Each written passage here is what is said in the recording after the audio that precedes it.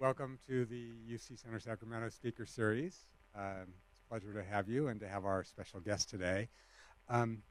So there'd be no argument about American politics being about as polarized now as they've been in memory.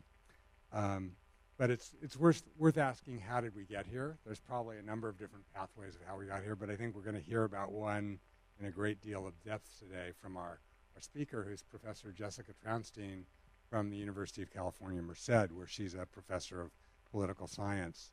Professor Trounstine studies American politics with a focus on smaller units, especially large American cities. She's the author of numerous articles and book chapters and two books, including one that's coming out soon called Segregation by Design. We hope, if the publisher lets her keep that title.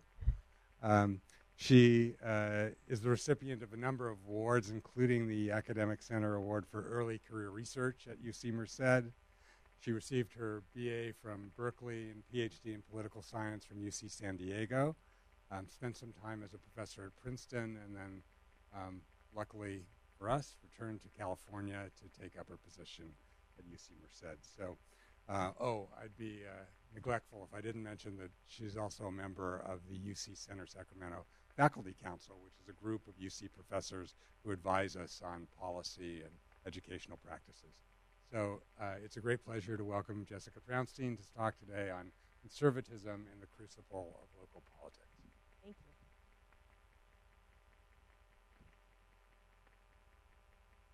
Okay, I think my mic is on. Is it on? Can you hear me just fine? Okay, good. So I'm really excited to be here. Thank you all for coming and for listening to my presentation on my work. The title of my talk today, as Rich said, is Conservatism in the Crucible of Local Politics. This paper is drawn from my new book manuscript, Segregation by Design. And in the book, I argue that over the course of the last 100 years, local governments have enacted policies that institutionalize residential segregation along both race and class lines. And I argue in the book that they have done this in an effort to protect the property values and control the distribution of public benefits, in particular for white property owners.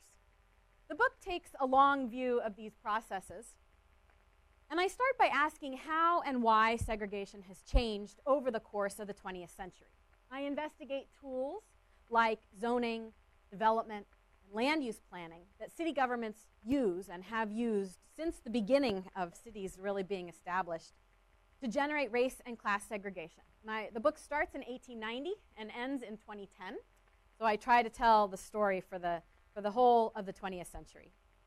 And I provide evidence that white property owners drove the development of these policies and that poor and minority neighborhoods became underserved by local public goods almost immediately. Then in the book, I turn to looking at the consequences of segregation. Segregation matters to politics because political representation is, of course, geographically determined, right? We are represented by city council members who are nested within a larger city. We are also members of state legislative districts and of whole states, and then obviously of congressional districts as well. When segregation changes its pattern, segregation changes form, it alters the relationships between voters and representatives. And I analyze how segregation affects public opinion, polarization, and public goods inequalities.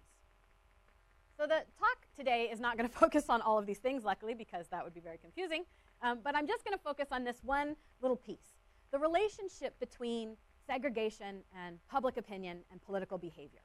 And what I'm going to argue today is that neighborhoods have political identities. You can all, I'm sure, think of a neighborhood that you know of that has a political identity.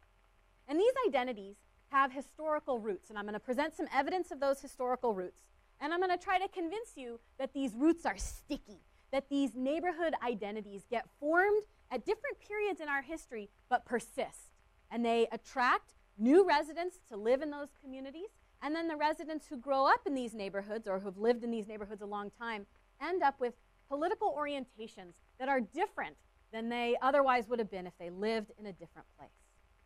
I find that battles over integration in the middle of the century led to an increase in what I call homogeneous neighborhoods. that is the sort of unit of segregation, right? Segregation requires that you have homogeneous neighborhoods in the aggregate. People who live in these neighborhoods today display identifiably different political attitudes and behaviors. Okay, so I'm going to give you a little bit of a history conversation here to start out with so that everybody's on the same page by the time I get to my modern data. By World War II, the United States was already a very segregated nation. All large cities had clearly defined racial enclaves, clearly defined neighborhoods that were inhabited by a particular group, by people of color, by whites, by renters, by owners, by wealthy people or poor people. The war caused massive demographic shifts and brought enormous numbers of African Americans and Latinos into cities throughout the United States. And what I find in the historical record is that in many places, white homeowners sought to protect their neighborhoods from what they perceived as disruption and disorder, right? Lots of demographic change was very unsettling in many of these communities. And they justified the exclusion of racial and ethnic minorities with fiscal arguments. So the line went something like this. Since blacks and Latinos are poor and pay no taxes, which wasn't true, but was the argument, they aren't entitled to public goods. And this was the sort of argument that got made in the middle of the century. Most importantly, though, these neighborhoods worried that the influx of poor people of color would jeopardize their housing values. And many of you know that most Americans, most of their wealth resides in their house. And so this is it's a very close to home. It's very personal for people when they believe that their housing values are jeopardized. But it's not easy to create segregation. These neighborhoods couldn't use racial zoning. That had been declared unconstitutional a long time ago. And so instead they formed homeowners organizations, homeowners associations, which sometimes used violence, but oftentimes everywhere engaged with city governments. So these homeowners organizations, associations, would go to the city governments and try to get policies enacted that would allow them to defend their neighborhood. They would do things like prevent the implementation or the production of public housing in their neighborhood, right? So they battled open housing laws, and they relied on various kinds of private mechanisms too, like racial restrictions in housing deeds. I used to live in Sacramento, and in the house that I lived in Sacramento, there was a racially restrictive covenant on the house in which I lived, barring Jews, me, from living in the house in which I lived. And it turns out that these racially restrictive covenants exist all across the United States. They're in most cities, and many houses were covered by these restrictive covenants. A restrictive covenant is no longer enforceable. The Supreme Court ruled them unenforceable in 1948, but they still exist, as my experience indicates. And they were used and are used to try to encourage homeowners and home sellers to maintain the attributes of a neighborhood that existed a long, long time ago. Most importantly, though, these homeowners associations needed to get local governments to use their powers of land use control, eminent domain, zoning, and planning to protect their neighborhoods.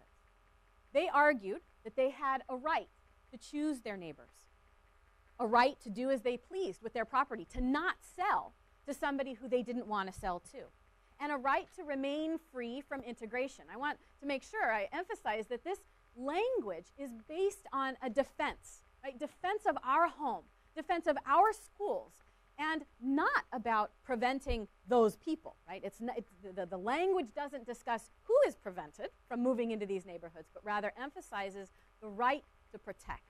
And many local governments responded positively to these arguments, with what Matt Lasseter, a historian, has called spatial apartheid. Pretty good description of what's going on in this mid-century period. So the rights-based argument became this call to action. And homeowners associations argued that they supported racial integration in theory. Of course, who doesn't support racial integration in theory? But they opposed government intervention. They argued at the time that this could be considered reverse discrimination, right? That they were being forced to take people into their neighborhood that they didn't want to have in their neighborhood. When people of color demanded the rising civil rights movement, and then the court ordered desegregation of public spaces, public schools, public parks, public swimming pools, and of course, neighborhoods. These views culminated in all-out revolts among some white residents.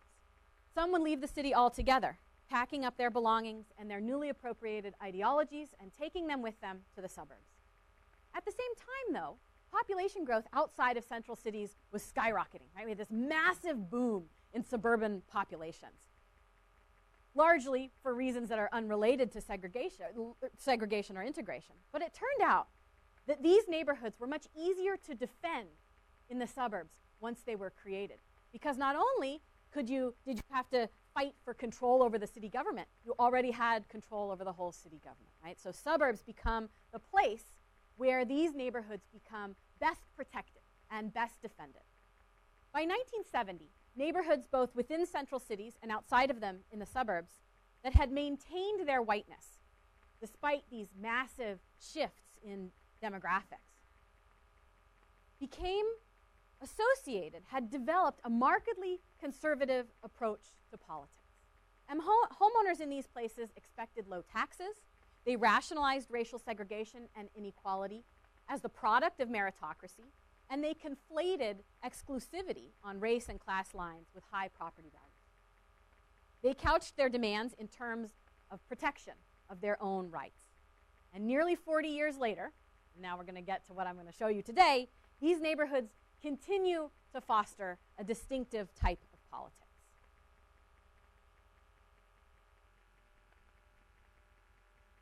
So I've argued that local battles over integration of public spaces in the post-war period led some white associations, some white communities, to pursue exclusively white neighborhoods. To generate government support for segregation, neighborhood defenders turned to a set of conservative arguments that highlighted their meritocratic success. And because the Republican Party, during this time period, the 1960s, 70s, and 80s, protected defenders' rights to choose their neighborhoods, they became the party to which these neighborhoods became associated with. If my argument is correct, we should find, one, that integration pressures or desegregation pressures are related to a higher incidence of exclusively white neighborhoods. And secondly, that residents of homogeneous neighborhoods from the 1970s are more conservative today, are more conservative and more Republican today. So in order to analyze the causes and consequences of these exclusively white neighborhoods, I constructed a very large data set using a variety of different pieces of information, mostly reliant on census data, which I matched and normalized census tracts, which is boring, and I can talk about it if you're interested later, between 1970 and 2000, and then I added tract level data from 2010. So white defended neighborhoods, I'm just going to give you my definition. White defended neighborhoods are neighborhoods that have a greater share of white residents than the metropolitan area as a whole. Okay, so I'm going to take a whole metropolitan area, like the Sacramento metropolitan area. I'll show you this map in a second. I'm going to take the whole metropolitan area. I'm going to calculate the percentage for the whole metropolitan area of the population that is white and people of color. A defended neighborhood is a neighborhood that has a greater share of white residents than the metropolitan area as a whole. Okay, that's how I'm thinking about this. And segregated neighborhoods, on the other hand, are going to be neighborhoods that are less white than the metropolitan area as a whole. So I'm going to call this variable the tract metro difference in percent white. The left histogram shows this measure as of 1970, and the right-hand histogram shows the measure as of 2011. So you can see we've had a lot of change in the way in which our neighborhoods are constructed. It's just to give you a sense of the data. And then, does anybody recognize this? I hope so. Okay, hopefully this is Sacramento. I think Sacramento, the city, is down here in the lower left, and then maybe Roseville up top. Is that right? Am I right? Yeah? Okay. So you can see this is the measure in 2011 on this particular variable. And so you can see these are census tracts. Each little box with the gray line around it is a census tract. And that is what I'm calling a neighborhood.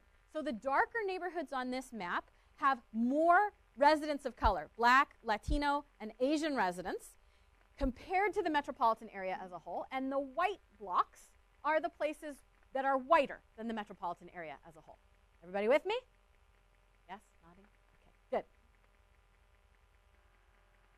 In order to determine the effect of pressures for integration on neighborhood demographics, I am going to try to think about what desegregation pressures might look like. And what I'm going to do is I'm going to take federal court orders that state that a local school district, a city school district, has to desegregate. And I'm going to see what happens. After the court order is in place, how many more of these defended or segregated neighborhoods do we get? And so I'm going to take advantage of the timing of these court orders, and I'm going to say what happens before and after this court order is put into place. So I'm going to analyze the effect on neighborhood demographics. Technically, my dependent variable is the share of all the neighborhoods in the metropolitan area that are really white or really filled with people of color. And my independent variable is an indicator, noting whether or not a desegregation order is in place at that time period, right? So again, I'm looking before and after these desegregation orders. And everybody always, when I present this work, everybody worries that really what I'm talking about is the South and this doesn't apply to anywhere else. But I can guarantee you that this is not the case, because one of these court orders, one of the 15 in the West, was my court order when I was growing up. I lived in San Jose at the time. And in the 1980s, a court order came into place that desegregated San Jose city schools. And so as I was going from elementary to middle school, there were only certain schools that were available to me as a white child. I had to desegregate the schools in San Jose. So these court orders represent all areas of the United States. Of course, there are more in the South than there are elsewhere, but they do represent lots of different kinds of places. Okay, so here's my picture for you. This figure shows the effect of desegregation orders. What I find is that the imposition of school desegregation by the federal government, so the federal government says, Center City School, you have to desegregate your schools. You have to figure out some way to prevent your Jessica Trounstines from going to the all-white schools in San Jose. And they did, right? And so what happens, though, is not that the schools desegregate. They do, a little bit. But what I'm showing here is that people move. They move in response to these court orders. And they move to neighborhoods that are whiter than the neighborhoods that they left. And so you can see in this picture, this white defended, these bars. I'm looking at pre-desegregation order and post-desegregation order. That rise in the share of neighborhoods that are exclusively white after the court orders are in place is showing you that we see an increase in segregation, residential segregation. So the federal government is coming in and saying, desegregate your schools. And white residents are saying, thanks, but no thanks. We're going to move to the suburbs instead. That's what this picture is showing. And what is happening is leaving behind are more minority-dominated neighborhoods at the same time. And unsurprisingly, the vast majority of these white defended neighborhoods, about 70% of them, exist outside of the central city. They exist in the suburbs. And the vast majority, about 80% of these minority-dominated neighborhoods, exist in the center of cities. So my historical research, so on average, desegregation orders generated about 30 new homogeneous neighborhoods in metropolitan areas. So we're seeing about 30 more new exclusive neighborhoods after these desegregation orders are put into place. In my historical research, I was telling this to the students earlier, this book has a mixture of quantitative data like this and a lot of stories, historical research. My stories indicate that homogeneity was achieved when whites moved within cities to new neighborhoods and then to the suburbs. About 2/3 of the exclusive white neighborhoods are located in suburban. So next, I'm going to ask whether or not those places that I just showed you, right, these newly exclusive white neighborhoods have a different sort of politics, as I argued. I'm going to concentrate in this discussion on the changes in, or the effect of homogeneity on conservative views. But the reverse is also true. The minority-dominated neighborhoods, the neighborhoods that are filled with people of color, have more liberal politics than they otherwise would if segregation were not in place. But as I said before, I'm going to concentrate, just to make the conversation more coherent, on the conservative effect of this relationship. So I'm going to ask whether or not these homogeneous neighborhoods produce identifiably different politics. And I'm using the same data set as before to measure homogeneity. but I'm measuring the full continuous measure. And this is my independent variable. I measure this as of 1970. Why 1970? Well, that is the peak.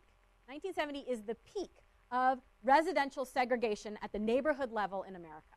Okay? So what I'm arguing is that there's been all this demographic change in the post-war period. And then the height of that change is 1970. If your neighborhood has remained or has maintained its exclusivity after all of that change, that's a meaningful moment. So I'm measuring this as of 1970. And my dependent variable, the thing I'm going to explain, is the Democratic share of the two-party presidential vote in 2008, aggregated from precincts, which are really tiny, up to census tracts, where my segregation measures exist. I have lots of controls. Percent white, renters wealthy. It's important to recognize what these controls mean. Okay? So what a control means is that I'm asking, what is the effect of having been an exclusively white neighborhood in 1970, even if your neighborhood is very diverse today, or even if your neighborhood is not very diverse today? So I'm controlling for, I'm accounting for what the neighborhoods look like as of 2000. Okay? So I'm trying to see, do we have this historical stickiness that I argued should be in place? And I have density as a measure as well, and other controls which I think are not interesting. So, okay, so here's my picture. This is a plot of the marginal effects of my regression, my estimation, and what it shows you as you're running across the bottom here. So this is along the x-axis, the horizontal axis here, is relative whiteness in 1970. How white was your neighborhood in 1970? As you get whiter and whiter and whiter, your Democratic vote goes down. Remember, this is controlling for, this is accounting for how white that neighborhood is today. What this means is this is an effect of the neighborhood from 1970. This is an old stickiness, even if the neighborhood has changed a lot today or hasn't changed very much today. Neighborhoods that were relatively whiter in 1970 were between 6 and 10 percentage points less likely to support Obama. The data, the precinct level data for 2016 are just coming available now. There's a team of people who are trying to assemble these data. And I can, in my best guesstimate, almost guarantee that this line will be even steeper in 2016 than it was in 2008. But I don't have the data yet to actually make that claim. But these are continued, the relationships continue in our political world.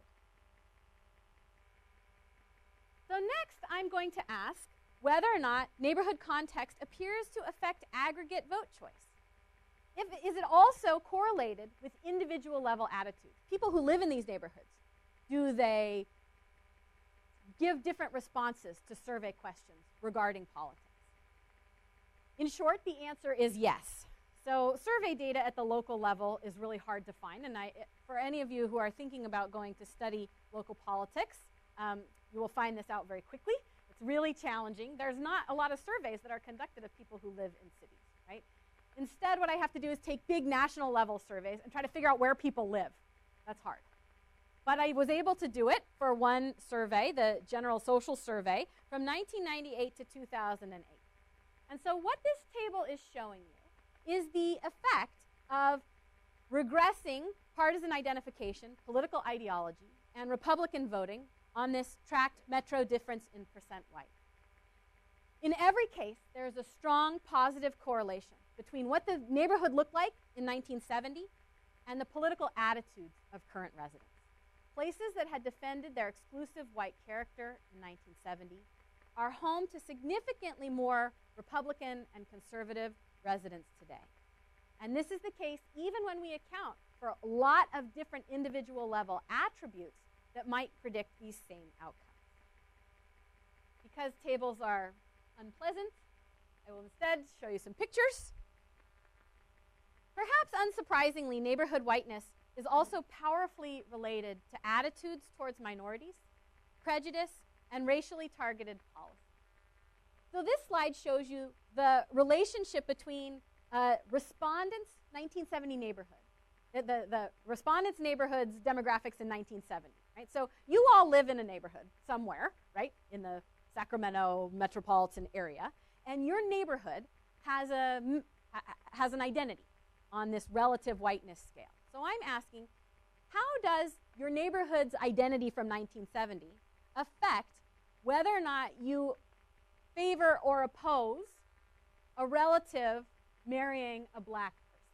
And as we increase the relative whiteness, we see a very slight uptick in the opposition to having interracial marriage in one's family. Respondents also, who live in defended neighborhoods, are also less likely to see persistent black inequality as being the result of discrimination or unequal educational opportunities.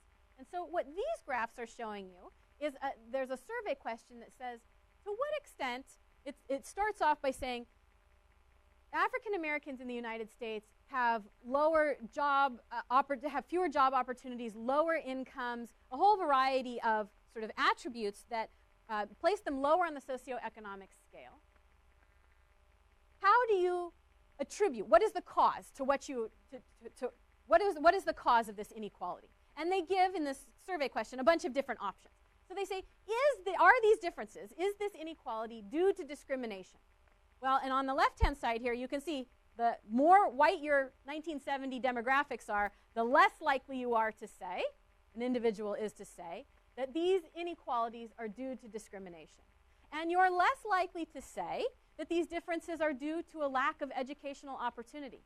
This gets at what I was talking about before, this belief in meritocracy, right? Instead of inequality being the result of discrimination or inequality in access to education, these respondents are mostly attributing these remaining inequalities to personal will, right? Or the ability of the person to put themselves in a positive situation. And residents of defended neighborhoods are more likely to believe, to answer to a survey question, should blacks have to work their way up as other ethnic groups like the Irish, Italians, and Jews have done? Okay, that's the survey question. And as we move across the relative whiteness scale, the answer becomes more likely to say that you agree with that statement. Blacks should have to work their way up as other racial and ethnic groups have done. I forgot. The last piece of that survey question is without special favors from government. And again, this gets at the sort of rights-based argument that I was talking about at the beginning of the talk. Finally, there are incredibly important policy implications of this development of segregation and the development of these exclusive white neighborhoods. So I find that residents of neighborhoods that were whiter than the metropolitan area as of 1970 are more opposed to affirmative action and more likely to say that the government should offer no special treatment to blacks.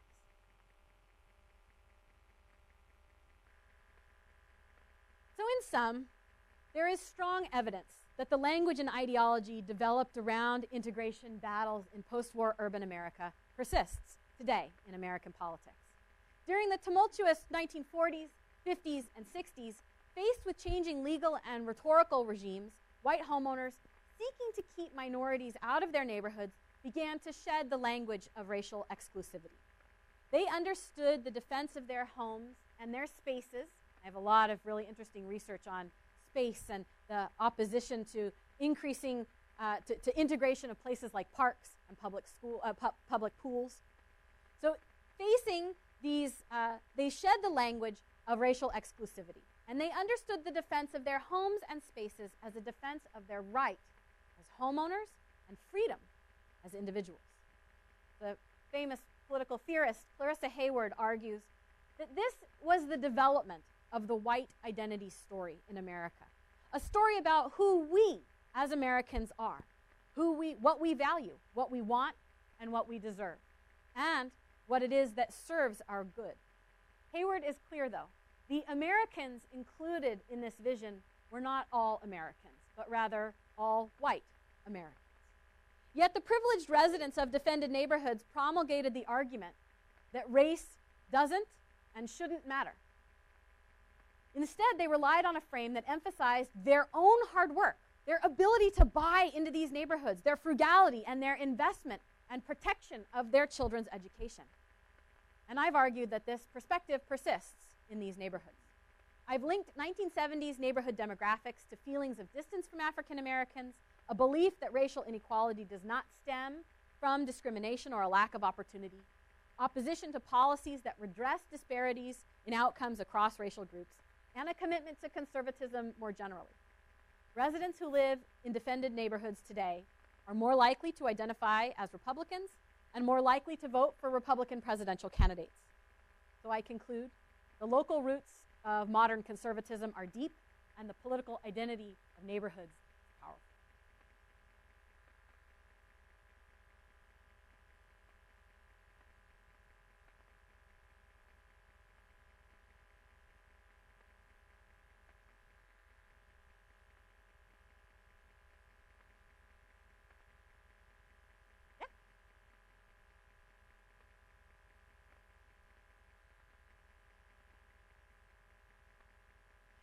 So I have in other parts of the book, so the answer is no for governors. So the data that I'm using here on election results are precinct level election returns. These are really, really hard data to get. And I have them for at the federal level because states are required to collect them. When I look at mayors, I look at something a little bit differently. I have the ability to analyze mayoral vote outcomes by precinct, but only in a handful of cities because the data are hard to get. So I can't present the same picture that I did across the whole United States. And in my focus on mayors, I have a little bit of a different question. I'm asking, to what extent do these neighborhoods, these defended or minority enclaves, produce polarization in the mayoral races? And I find an incredibly powerful effect. Now, so I should back up and say, cities mostly don't have partisan politics, right? You're all Californians, you all know this, right? So for the most part, cities don't have partisan labels on the ballot. And so I can't conduct the same kind of analysis. What I do, though, is try to understand what are the racial and then also class divisions in local politics. And they're even more powerful than this, right? So when you have a highly segregated city, what I see is that voting polarization, which means voting for one group voting for a certain candidate and the other group voting for the other candidate, is very extreme. And you see incredible gaps in the vote for mayor across different places in the United States. So the answer is yes and no. Yes, in the back.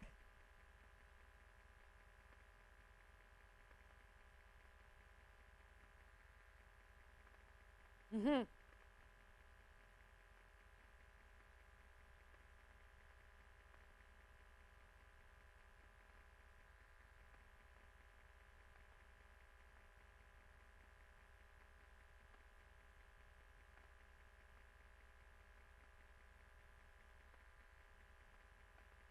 That's a great question.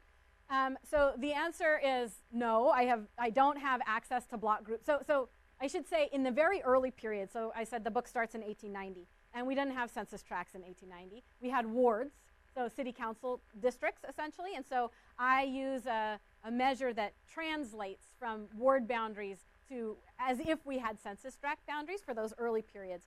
So census tracts are really the best I can do for the long time period. And that's unsatisfying for the more recent argument that I'm making here, because there are better data in the modern period, but because this presentation is tied to the other historical argument in the book, I created the measure based on census tracts. But your point is excellent. So census tracts are about 3,000 or 4,000 people. That's probably a lot bigger than what you think of when you think about your neighborhood, right? And it's true that census tracts are drawn to reflect major boundaries in cities, right? So census tract line drawers